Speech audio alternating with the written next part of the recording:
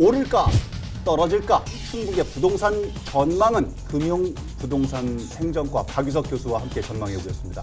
딱 한 단어로 얘기를 해주셔야 됩니다. 오릅니까 떨어집니까? 단도직입적으로 말씀을 해드리면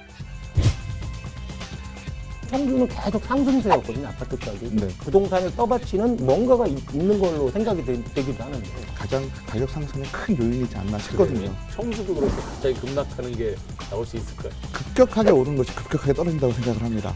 3대 변수가 대선, 이재명 후보 같은 경우는 윤석열 후보가 될 경우에는 금리, 추가적으로 올해 또 한두 번 더 올린다고 합니다. 공급, 그러니까 시간은 좀 걸리겠지만 그래도 공급이 된다라는 거. 네. 영끌하지 마라. 주택 같은 경우는 저는 지금이라고 항상 말씀을 좀 드립니다. 적자 생존 모드 해야 될 것 같아요. 적자 생각으로 교수님 말씀 듣고 열심히 받아라. 어디 투자해야 되나.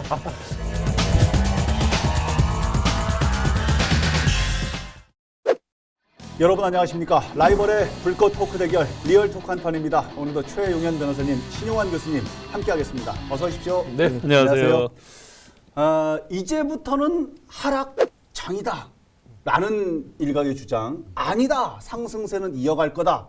무슨 얘기일까요? 아파트죠, 뭐. 주식인가? 부동산 얘기입니다. 이민년 새해도 식지 않고 뜨겁게 달아오르고 있는 지역의 부동산 시장 얘기인데요. 과연 충북 지역의 부동산 시장 2022년 이민년 올해는 더 오를까 떨어질까 관련된 얘기를 나눠보려고 합니다.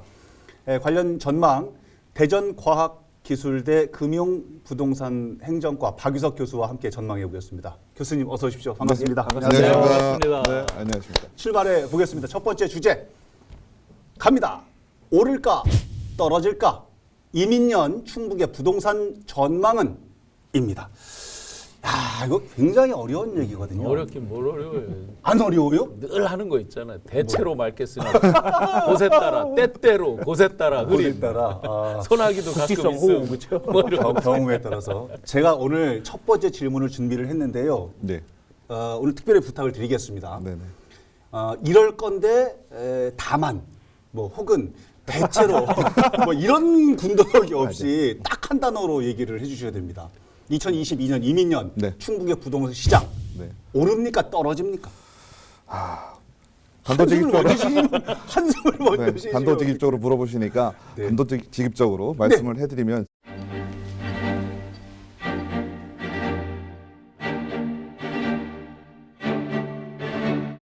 보합세 내지 하락할 것이다.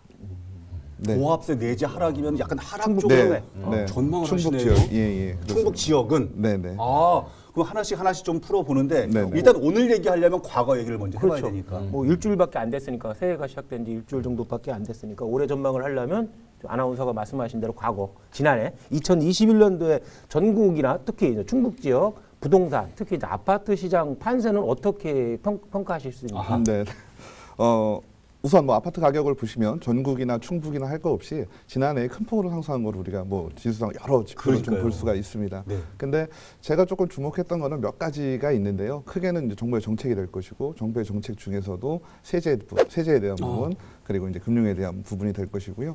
또 하나의 큰 틀로 본다면 청주 같은 경우는 세종, 대전과 더불어서 최근에 들어서 이제 광역 부동산 시장을 좀 형성하고 있다라는 느낌이 좀 들거든요. 그러니까 같은 방향으로 부동산 가격이 좀 움직인다라고 볼 수가 있겠는데요. 예. 그 시작은 작년 2분기부터 하락세가 나타나서 이제 작년까지 뚜렷하게 하락세를 보인 세종 지역으로 네. 볼 수가 있는데요. 예. 세종 지역 다음은 이제 대전이 됩니다. 근데 대전도 작년 말에 뭐 전체는 아니지만 서구나 유성구 좀 인기 지역을 중심으로 해서 좀 가격 하락이 나타나는 모습을 좀 보이고 있습니다. 그러니까 부동산 가격이라고 하는 것이 뭐 이렇게 단순하게 몇 가지로 뭐 다 예상할 수는 없지만 그렇죠. 우리가 일반적으로 얘기할 때 객관적인 지표라고 본다면 청주 지역도 시간차는 어느 정도 있겠지만 예. 그래도 방향성으로만 본다면 유지 내지 하락 쪽으로 가지 않을까라고 예상을 하고 있습니다. 충청권 메가시티보다 충청권 메가 부동산이 먼저 지켰는데 그럼 교수님 말씀은 수도권하고 대전권, 세종권은 작년부터 네. 하락세로 조금 돌아섰고 충북도 조만간에 하락세로 돌아설 거다. 올해 들어서는 이제 네네. 그렇게 예상하시는 거네요. 네,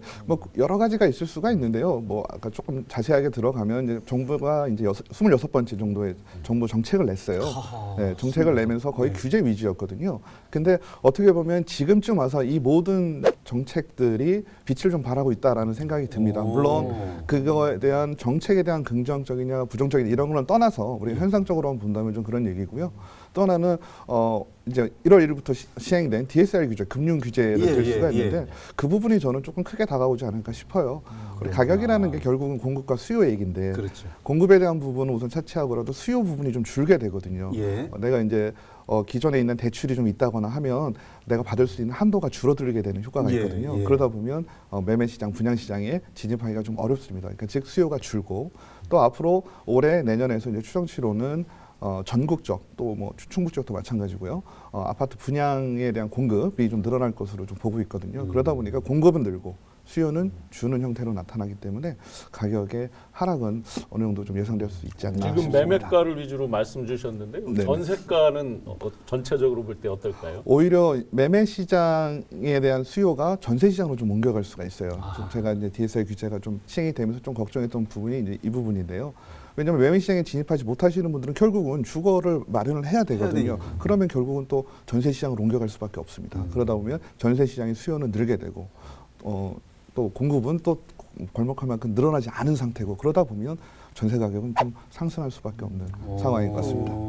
주택 시장은 조금 안정화됐지만은 이 네. 세제 정책이나 금융 정책으로 인해서 오히려 실수요자나 서민들 대출 절벽이잖아요. 대출도 안 되고 금리도 또 이분은 2% 어려운데. 이상이나 또 올랐잖아요. 네. 이런 부작용도 많이 나왔던 것 같은데. 그러니까 저도 정부의 정책을 보면서 과연 서민의 기준을 어디로 잡느냐가 좀 중요할 것 같아요. 서민의 네, 기준. 서민의 기준을 어디로 잡느냐가 중요할 것 같은데 어떻게 보면 정말 우리가 객관적으로 많이 어려우신 분들에 대한 임대주택을 공급하는 것이 주거 복지가 될 테고요. 근데 지금의 우리가 어떻게 보면 주택 시장이 문제다, 부동산 시장이 문제라고 하는 게 실수요자들, 일반 민간 분양 부분에서 어느 정도 우리 편하게 말씀드리면 84제곱미터의 아파트를 내가 편하게 적정한 가격으로 분양을 받고 싶어하는 분들의 목소리가 좀 더 크다고 저는 보거든요.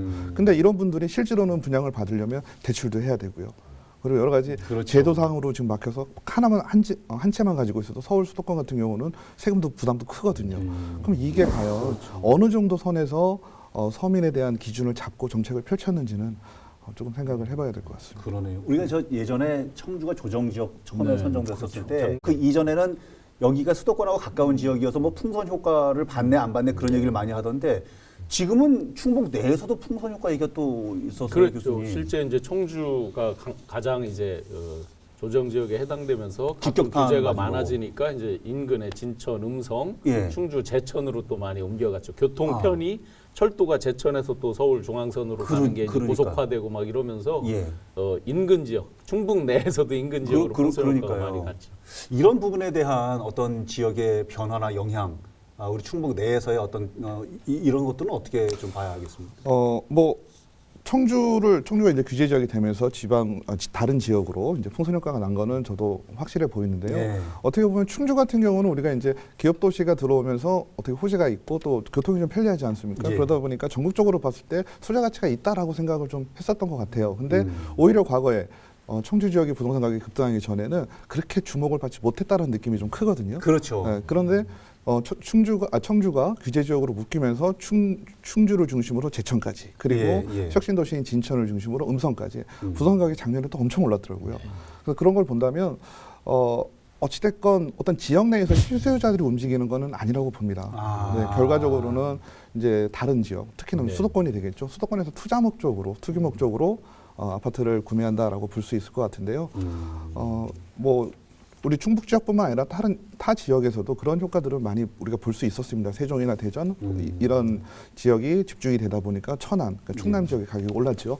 그런 것도 우리가 볼 수가 있었는데 이런 것도 어떻게 보면 정책의 한계 정도로 볼 수 있을 것 같습니다. 지금 교수님 그 말씀하시니까 지금 얼른 생각나는 것이 이 청주도 일부 지역의 아파트가 외부 세력들이 들어와서 막 매매를 한꺼번에 많이 했던 이런 부분도 있었고 실제 지금 제가 통계를 한번 찾아보니까요. 그 실제 이런 통계를 집계한 지 16년 만에 최대치를 기록했는데 뭐가요? 외지인이 와서 충북 거를 사고 한 게 16년 만에. 예, 전국에서 충남이 1등이고요. 외지인이 투자한 비율이 예. 그리고 강원 그다음에 충북인데 약 40%예요. 충북의 부동산의 약 40%를 외지인이 산 거예요. 39.4%니까. 외지 자본도 들여오는데 외지인 많이 투자하면 좋은 거 아닌가요?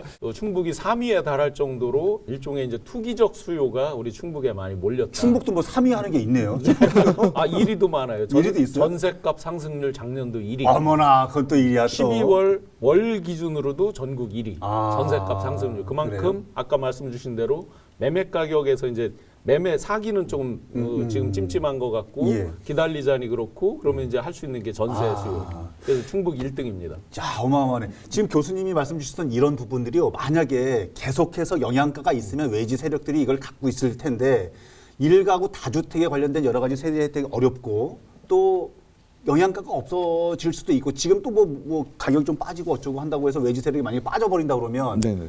이런 부분 때문에 지역에 또 부동산 시장에 영향을 막대하게 미치진 않을까 이런 걱정도 좀 있거든요. 그러니까 뭐 주변 지역에도 보면요, 대전 같은 경우도 지금 우리 충북 지역이 지금 40% 정도 된다고 하셨는데 과거에 보면 과거에 우리 뭐 갭 투자 일품 불고 버스 타고 가서 뭐 아파트 쇼핑을 예. 한다 그런 얘기 한 4, 5년 전에 얘기 나왔을 때요. 예. 그때 대전이 약 40% 정도 됐었습니다. 그러다가 이제 외지인들이 빠지면서 어떻게 보면 고스란히 그 피해는 지역의 지역의 실수요자들- 실수요자들한테 가고 있는데요.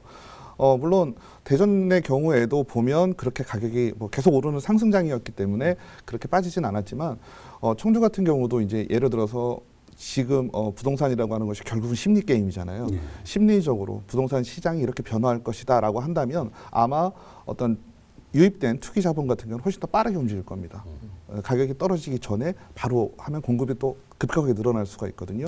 그러면 늘어나는 공급과 또 전반적인 부동산 시장의 상황 이런 것 때문에 가격이 떨어질 수 있는 요인이 더 될 수가 있죠. 그래서 아까 서두에 좀 보합이나 하락될 거다라고 전망하셨던 부분에 이 부분도 지금 포함되죠. 포함이 돼 근데 있는 좀 거예요. 반작용도 좀 있을 것 같은데 네. 예를 들어서 2020년인가 6월 달에 청주가 조정 대상 지역으로 지정이 됐었잖아요. 예. 그럼에도 그 작년에도 계속 유지가 됐었고 그럼에도 청주는 계속 상승세였거든요. 아파트 가격이. 네. 그렇기 때문에 근본적으로 뭔가가 청주는 다른 지역과 달리 뭔가 부동산을 떠받치는 뭔가가 있는 걸로 생각이 되기도 하는데. 아하. 예, 그 원인도 많이 생각을 좀 해봤거든요. 근데 어떻게 보면 뭐 세종 같은 경우는 작년 같은 큰 호재가 있었습니다. 작년, 재작년에요. 수도 이전이라 의사당 이전이라 국회의사당 이전이라든지 네. 아니면 청와대 뭐 집무실을 설치한다든지 이런 부분들이 어떻게 보면 눈에 보이는 가시적인 원인들이 좀 있어서 가격이 좀 급등했던 걸 우리가 좀 볼 수가 있는데요. 청주 같은 경우도 소소한 소재들은 있었습니다. 뭐 예를 들어서 뭐 방사능 가습기 들어간다 이러면 부동산 시장 또 들썩거리고 하지만 좀 시간이 지나면 그거는 그렇게 실효성이 없다라는 것도 이제 알게 되거든요. 예. 근데 큰 틀에서 본다면 제 생각에는 아무래도 세종과 대전의 영향을 받은 게 가장 가격 상승의 큰 요인이지 않나 싶거든요. 그러니까 주변 지역 원인 자체가 가격이 어느 정도 내려간다, 시장이 안정이 된다라고 한다면 자연스럽게 영향을 받을 수밖에 없지 않을까 하는 그러면 생각을 지난달에 세종에서 11억 4천짜리가 8억 4천에 거래돼가지고 뉴스에 많이 나왔거든요. 네. 3억이나 3억이나 갑자기 떨어. 물론 어마어마하네. 중요 거래일 가능성도 있다. 뭐 네. 여러 분석이 있는데 청주도 그렇게 갑자기 급락하는 게 나올 수 있을까요? 저는 급격하게 오른 것이 급격하게 떨어진다고 생각을 합니다. 그래요? 네, 근데 청주 같은 경우는 상대적으로 이제 제가 주택가격 비율 이런 것도 좀 봤는데요. 전국이라든지 대전이라든지 뭐 대전에 비해서 가격이 차지하는 포션이 점차 줄고 있더라고요. 그러니까 타 지역에 비해서 그렇게 올랐다고 보기에는 어려운 거죠. 물론 그 오른 폭이라는 게 정상적이진 않지만 예. 그거보다는 좀 덜 올랐다라고 생각을 하고 또 덜 오른 만큼 떨어지는 폭도 우리가 절대적인 수치로 볼 때는 그렇게 크지 않을 것이다라고 생각을 하고 있습니다. 그렇다면 네. 만약에 이 부분은 어떨까요? 앞서 교수님이 좀 저 방송 전에도 막 알려주셨었는데 평당 분양가 충북이 좀 저평가된 건 아니야? 뭐 이런 얘기도 있던데 지금 우리가 얼마나 되는 거예요? 실제로 제가 통계를 보니까 예. 평당 분양가가 충북이 전국에서 예. 꼴찌에서 두 번째입니다. 그러니까 굉장히 우리가 분양가도 많이 올랐다고 생각했는데 했는데 전국 평균 분양가가 약 1,350만 원 정도 되는데 예. 충북이 926만 원으로 꼴찌에서 두 번째. 잠깐만. 분양가가 높은 게 좋은 거예요? 낮은 게 좋은 거예요? 꼴찌에서 두 번째가 아니라 2등 아니야? 분양가 낮아야지 좋은 거 아니 아니야? 근데 어쨌든 간에 굉장히 저평가되어 있다는 느낌은 사실인 느낌 상황이죠. 예, 그렇죠. 이런 부분들 어떻습니까? 지금 저 아래에서 두 번째라고 얘기를 하셨는데 이게 뭐 좋은 건지 나쁜 건지는 실수요자 입장에서 또 다른 얘기입니다만 어쨌든 네네. 지역의 부동산이 저평가되어 있는 거는 맞습니까? 네, 방금도 말씀드렸던 주택 가격 비율이라는 게 있습니다. 그래서 종합주택 평균 매매 가격이라는 게 있더라고요. 그래서 그걸 좀 찾아보니까 한 5, 6년 전 2015년 1월에는요. 전국 대비 충북의 그 아파트 가격이 59% 정도를 차지를 했어요. 근데 지금은 45%가 됐고요.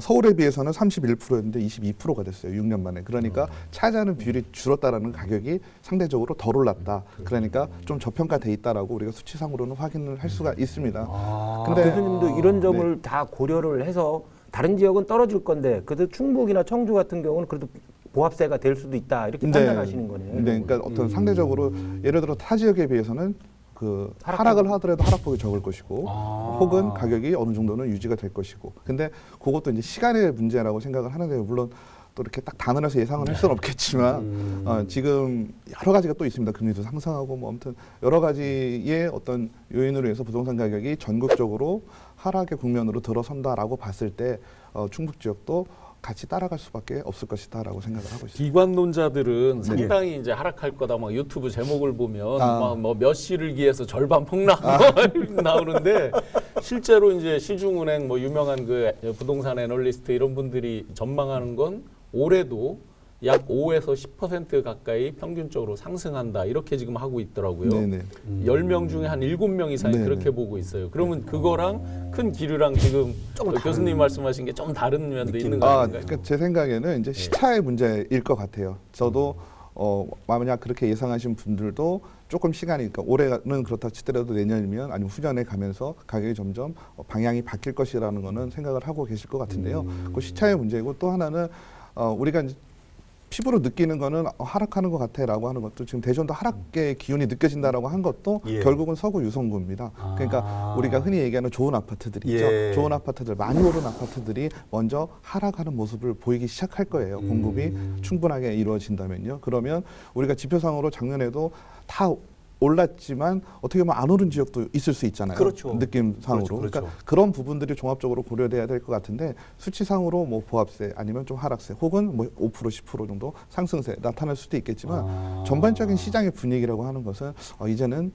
집을 2주택 이상 가지고 있으면 안 되겠구나 하는 심리가 좀 퍼질 것으로 예상됩니다. 근데 이제 뭐 저거 뭐야 새로 내년도 이제 대선 때문에 네. 올해죠 이제 이제 올해 2022년 대선 때문에 많은 이제 거대 정당들이 이제 그 공약을 엄청나게 발표하잖아요. 이겠죠. 거기에서 이제 지금은 어떤 규제에 대한 공약은 거의 나오지 않고 있어요. 오히려 규제를 완화하는 네, 공약들이 맞아요. 나오고 있어요. 맞아요. 이런 게 혹시 심리적으로 네. 이런 게 조금 완화되면 풀리는 거 아니야? 예를 들어서 보유세 이런 것들을 더 규제를 안 하고 조금 완화해 준다든지 거래를 활발하게 일어나게 양도세나 이런 부분을 낮춘다든지 뭐 이런 논의들이 많이 나오고 있거든요. 네네. 여야 할 것 없이 그래요. 맞습니다. 예. 그런 게 혹시 심리적인 거를 계속 이렇게 부추기는 건 없을까요? 예, 맞습니다. 그래서 과거에 우리가 대선이나 총선 이럴 때 부동산 가격을 보면요. 통계적으로 계속 상승을 했습니다. PC가 계속 올라왔거든요. 예. 그랬는데 제가 이번 이제 대선이 본격적으로 이제 뭐 11월 이때부터 시작이 되면서도 시장 상황을 좀 보고 있는데 어떻게 보면 이번에는 영향을 좀 안 받고 있는 것 같습니다. 물론 당연히 어떻게 보면 우리가 좀 보수 진영에서 된다고 친다면 아무래도 부동산 거래를 좀 활발하게 해주고 좀 숨통을 트일 수 있게 해줄 것이다라는 기대의 심리가 나타나면서 가격이 좀 상승할 수 있는 게 좀 있을 것 같거든요. 근데 어떻게 보면 이번 대선 아직 뭐 3월이긴 하지만 앞으로 또 조금 시간이 남았지만 지금까지는 큰 영향을 보이고 있지 않는 것 같습니다. 윤석열 후보 지지율이 떨어지면서 아파트 값도 상승률이 떨어져. 아니 갑자기 거기 얘기를 왜 하고 동시에 우연의 일치기네.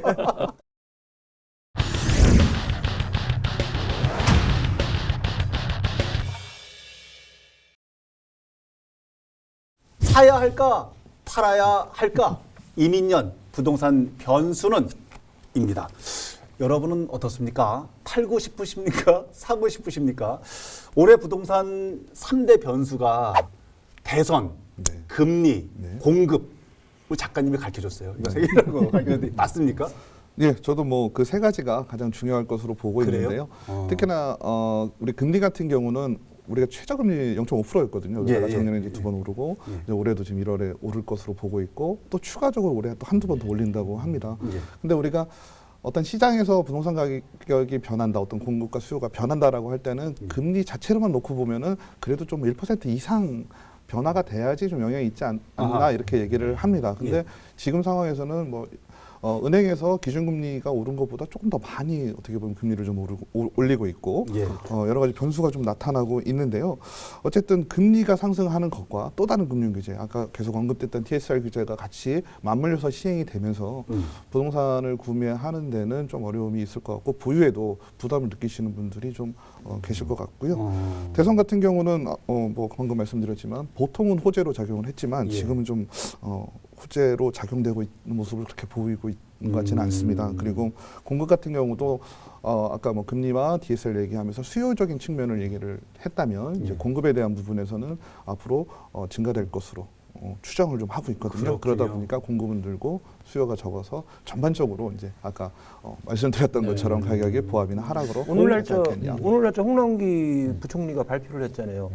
과잉 공급이 우려될 정도로 매년 56만 원가 이렇게 네. 공급하겠다라고. 올해 했는데 2022년. 이런 것도 영향이 크겠네요. 네, 그렇습니다. 여야 후보들이 공이 네. 250만 호를 공급하겠다 그치, 이렇게 그치, 이제 맞아요. 얘기를 했는데 네. 사실은 이제 홍남기 부총리 말도 사실은 시차에 있어서는 좀 제대로 안 맞는 게 있죠.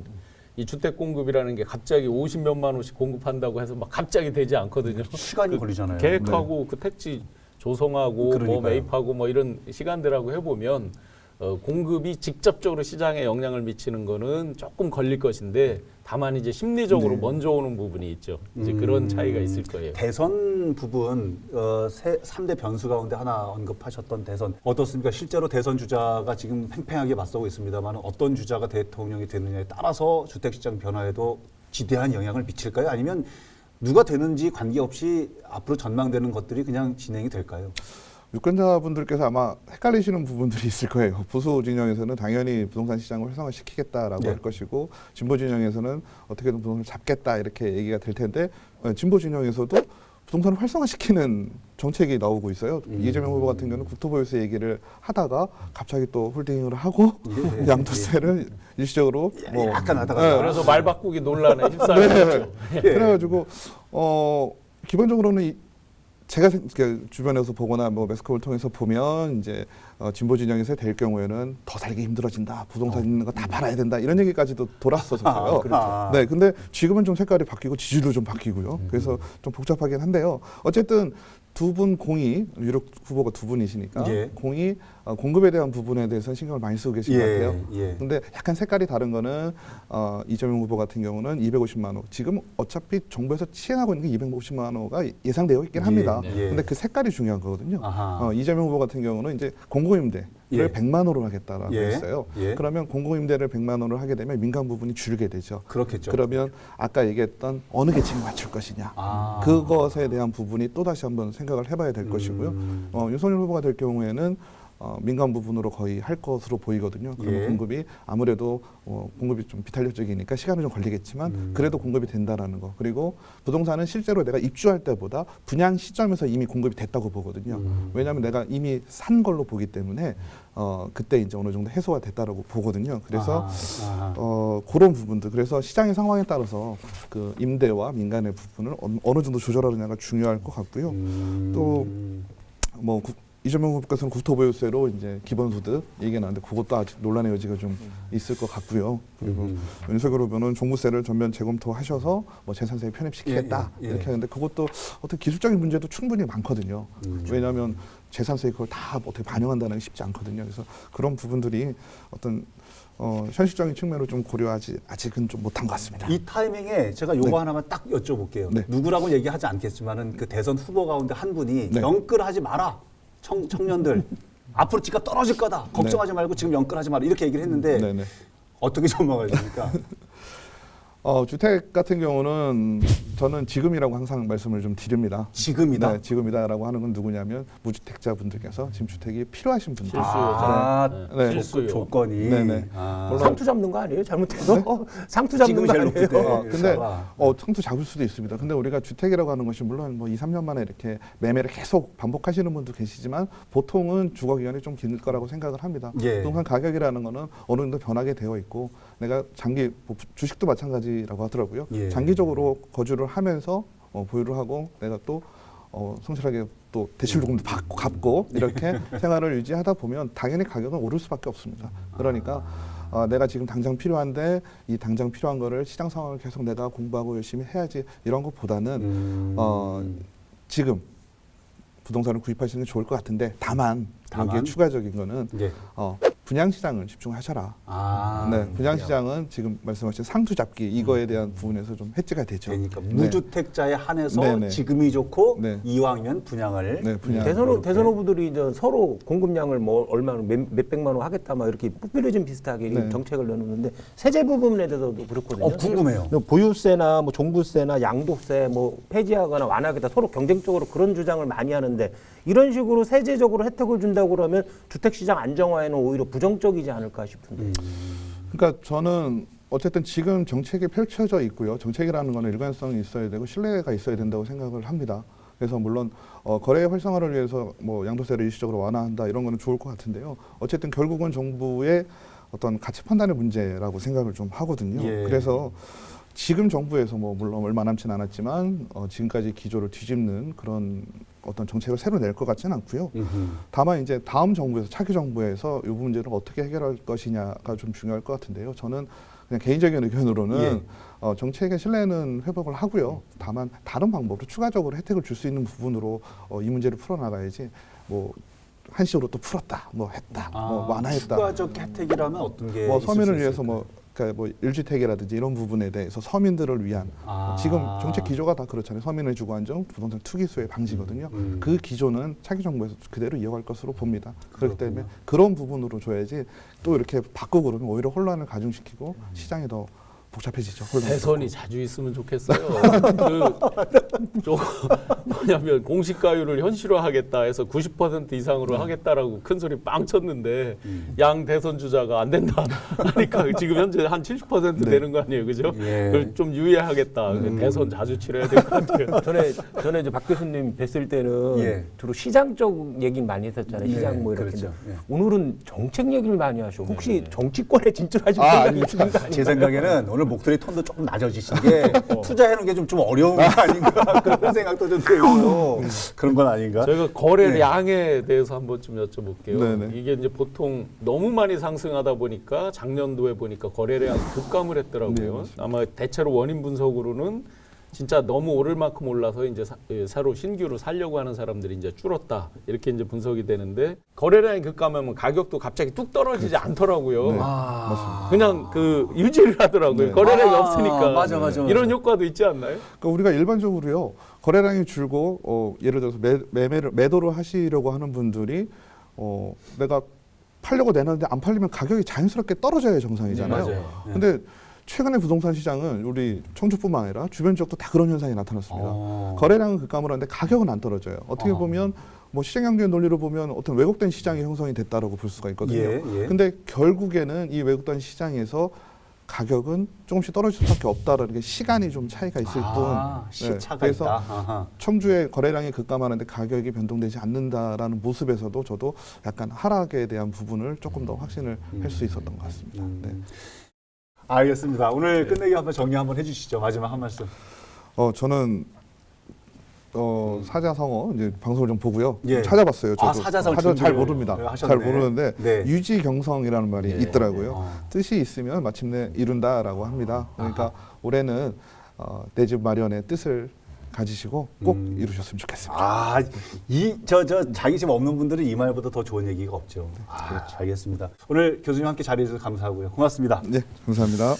자, 오늘 방송은 어떻게 보셨습니까? 다음 주에는 또 어떤 주제로 라이벌의 불꽃 토크가 펼쳐지게 될지 기대해 주시기 바랍니다. 다음 주에도 한판 합시다. 오른팔 들고 리얼톡 한판!